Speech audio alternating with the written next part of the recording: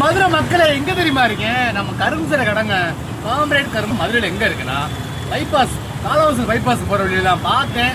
அப்படியே 2 கிளாஸை போட்டு கொடுத்தாரு. அடிக்கிற வெயிலுக்கு இந்த கரும்பு சாரை குடிச்சிங்கன்னா தரமா இருக்கும். பைனாப்பிள் கரும்பு சாறு இருக்கு, கரும்பு சிகரதண்டா இருக்கு, டிஃப்ரெண்டா இருக்குது. பார்த்தீங்களா? வந்தீங்கன்னா பண்ணி ட்ரை பண்ணி பாருங்க.